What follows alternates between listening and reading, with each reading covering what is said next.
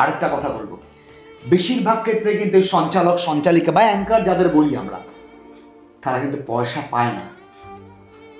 পয়সা পায় না। অনেকে আছেন যারা প্রফেশনালি কাজ করেন, যা টাকা নেন, পয়সা নেন, পারিশ্রমিক নেন, আছেন, অবশ্যই আছেন, আমাদের চারদিকে অনেকে আছে। কিন্তু অনেকে আছেন যারা কোনো পারিশ্রমিক নেন না মানে নেন না। দিন শেষে, প্রোগ্রাম শেষে একটা মিষ্টির প্যাকেট, আর খুব জোর দয়া পরবশত হয়ে যদি কোনো সংস্থা তাকে একটা উত্তরীয় দিল, ব্যাস এটাই যথেষ্ট। তাহলে বুঝতে হবে একটা লোক, সে এতক্ষণ ধরে পরিশ্রম করলো, কণ্ঠ দিল, এই প্রোগ্রামটাকে সর্বোচ্চতম জায়গায় পৌঁছে দিল, তার প্রতি একটা ভালো ভাবনা থাকা উচিত, তাই না? অনেকে আবার এটাও মনে করে, একটু জেলাসিও ফিল করে এই সঞ্চালক বা সঞ্চালিকাদের প্রতি। করেন, নিঃসন্দেহে বলি করেন, আমি জানি করেন, যে ডাকলে বেরোতো তো মঞ্চ উঠবে, সবার আগে মঞ্চ উঠবে, ওই বলতে পারে, আমি কি বলতে পারি না, আমার কি বলার ক্ষমতা নাই, হ্যাঁ, ওই শুধু সঞ্চালনা করবে, ওই শুধু অ্যাঙ্কারিং করবে, আমি কেউ অ্যাঙ্কারিং করতে পারি না। উত্তর কি জানেন? পারেন না বলে আপনাকে ডাকা হয়নি, ওকে ডাকা হয়েছে। স্বীকার করতে হবে তো, একজন গুণীকে যদি মর্যাদা দিতে না পারেন, তাহলে আপনার এই সোসাইটিতে কোনো মূল্য নেই মশাই। এটা পরিষ্কার করে বলছি, আমি নিজের চোখে দেখেছি, নিজে ভুক্তভোগী বলে বলেছি। কোনো মানে মস্তিষ্ক প্রসূত কাহিনী নয়, নিজের চোখে দেখা।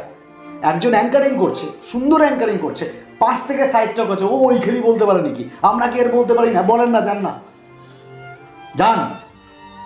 ওরকম রবীন্দ্রনাথ, নজরুল, শেক্সপিয়ার সব মিশে সংস্কৃত স্তোত্র দিয়ে একটা সাধারণ প্রোগ্রামকে অসাধারণ জায়গায় তুলে দেওয়ার যে দম থাকে, তোলেন, কেউ আটকায়নি আপনাকে। ওই ভদ্র মহিলা বা ওই ভদ্রলোক যারা সঞ্চালক বা সঞ্চালিকার দায়িত্ব পালন করছে, তাদেরকে সবাই চিনছে, তাদের কণ্ঠস্বরে, তাদের আচারে, ব্যবহারে, সর্বত্রভাবে। আপনি শুধু নিজের ঢোল নিজের পেটালে তো হবে না মশাই, ঢোলের আওয়াজটা তো ভালো হইতে হবে না? তাই বড় জ্বালা এই অ্যাঙ্কারিং, এই সঞ্চালনা। বোঝে কয়জন? বোঝে না। হয়তো আমার এই ভিডিওটার কোনো মূল্য থাকবে না, কিন্তু যারা সঞ্চালনা করেন জলপাইগুড়িতে বা বিভিন্ন জায়গায়, তারা যদি একটু রিলেট করেন, কমেন্ট করবেন, শেয়ার করবেন, ভালো থাকবেন। আবারও বলছি, হ্যাটস অফ টু দ্য অ্যাঙ্কার্স, যারা সঞ্চালনা করেন, সঞ্চালিকা আছেন, তাদের খুব ভালো।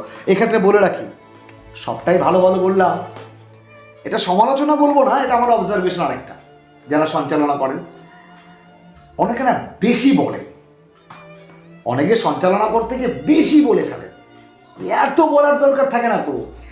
সঞ্চালকের কাজ হচ্ছে সূত্রধর, তাই না? সুতো দিয়ে জাস্ট গেতে প্রোগ্রামটাকে নিয়ে যাবে, ব্যাস।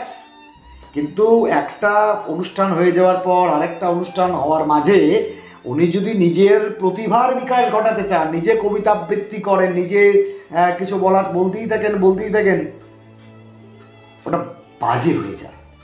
অল্প বলুন, সলিড বলুন। আই রিপিট, অল্প বলুন, সলিড বলুন। অনেক ক্ষেত্রে অনেক অনুষ্ঠান দেখতে গিয়ে দেখি যে অ্যাঙ্কার এত বলে ফেলছে, আমরা তো আসছি মূল প্রোগ্রামটা দেখার জন্য। তো সঞ্চালনা বেশি কথার জন্য নয়, একদম সঞ্চালনা নয়।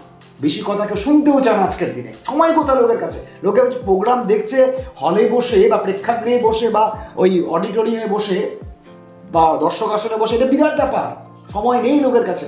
কাজেই ওরা মূল অনুষ্ঠানটা দেখতে আসছে, আপনি সেই মূল অনুষ্ঠান সরিয়ে দিয়ে আপনার পাণ্ডিত্য জাহির করবেন অ্যাজ এন অ্যাঙ্কার, এটা হয় না, তাই না? এটাও একটা বিষয়।